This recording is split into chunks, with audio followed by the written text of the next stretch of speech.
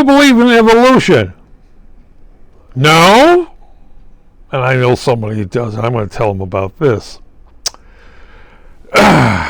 Okay. I've noticed, I see dandelions out there in the yard, that each year I would go out there and I would spray for dandelion in the springtime. I must be fertilizing them.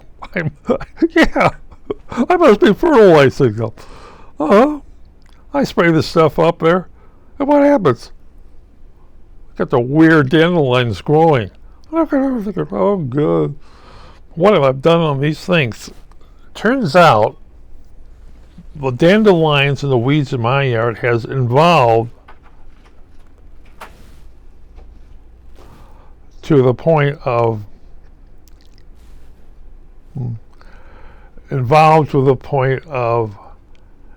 whatever I'm pouring on them isn't killing them. Not killing the seeds and everything else. They're growing and they get weird little white tops in there and they blow over the place. It's like, oh my goodness, I'm polluting my neighbor's yard. But there's a little thing called the farmers in this country. And they're finding out, well, let me put it this way. Farmers used to employ people to go out there with a whole migrants, on a yearly supply, and they would plant this stuff, and then the migrants would go out here with the hoes and do the weeds up and down, up and down, up and down. Well, Monsanto, DuPont created seeds that could resist some of the weed killing of their plants, could resist the weed killing chemicals out there that would kill the weeds. So you no longer have people with hoes cleaning the grounds, going up and down the fields. And now you can have a little drone going up and down the field squirting that stuff. What they're turning out to be is it's not working any longer. The weeds are not dying. And there's no new chemicals on the market right now to kill the weeds.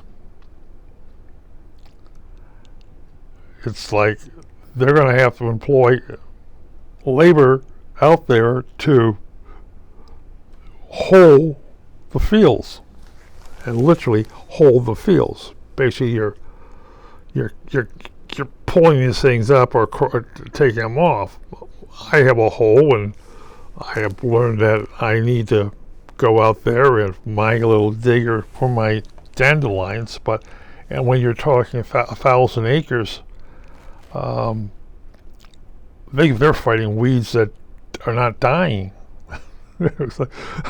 Weeds are taller than the crops. Oh yeah, you're fertilizing your crops, but really you're fertilizing the weeds. These things have evolved over the last decade, and it's costing the farmers a lot. Well, when you're harvesting the weeds too. And the farmer says, I've got this, 1,000 acres of this stuff, and I'm hiring, or trying to hire locals to go in there. And, oh, I won't do it. Give me $50 an hour. Oh, I'm not going to do that.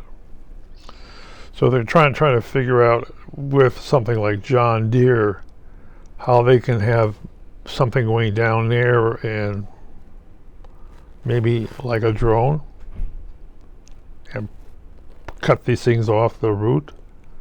And John Deere is, saying, I think we can do that. Having something go in there and literally pull these weeds. Or cut them off at the root, at the base. So, yeah. And what other manufacturing it does in farm implements can take that and with a drone, because manual labor is rather expensive. I don't care. Yeah, the farmer says, yeah, I'm going to be paying myself nothing to go out there and hoe weeds or pull weeds. I said, no, I don't think so. And John Deere says, we have something for that. Of course, yeah. So they can get a holer out there to do the work as a human do.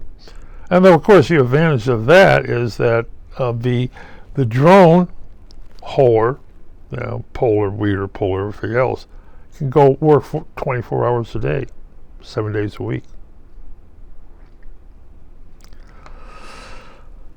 But that's to pull the weeds, to make that thing, or destroy the weeds. What they usually want to do is they want to pull the weeds out before the weeds turn to seed. Then you have problems. Canopy sow. They would like to have a chemical that would go in there. And of course, you got chemicals that will kill insects, but you also have chemicals that can be dangerous for bees. That's one thing. You got the harmful insects, and you got the plantable insects you would like to have. That's the other problems. Will they solve it? Well, they want to hire me. Oh, no. But well, they have to figure it out, and they're going to try to do it all chemically, because it's not just a little bit. It's what happens when those seeds dry and are blown. And you have to spray. You're spraying fertilizer on it. Tweet. Little drone goes around, picks up a container. They fly down the thing and go tweet for fertilizer. And you want to fertilize the crop and not the weed. Now, if you're dealing in wheat and soybean wheat, that becomes, well, you get this chemical here to fertilize the stuff, and you got this chemical here to take out the insect, and then you take this thing to take out the weeds that won't interfere with that thing. And what you don't want to do is through evolution, get almost within one season, it resists the chemical you're throwing on it. That's why you have drones.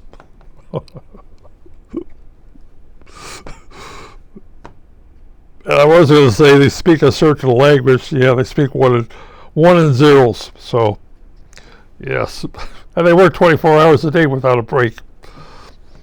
Oh, well, battery charge, but you got to get the things running out of juice. It flies back to the spot, and a drone here, who's replaced a human, goes over and changes batteries, so the thing goes out again. It does all the work here, and somebody sitting a mile away in the farmhouse is watching all this on their computer while they get a beer here and a ham sandwich over there, a BLT.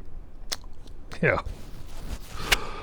But that's technology. Will they solve the problem? DuPont will solve the problem, or whoever takes it over. Yeah. I would think that John Deere will come along and say, we'll help solve the problem. And you don't have to spend very expensive chemicals to do it.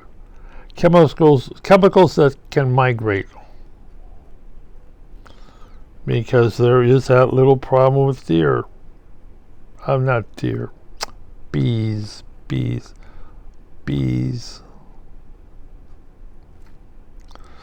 Oh well.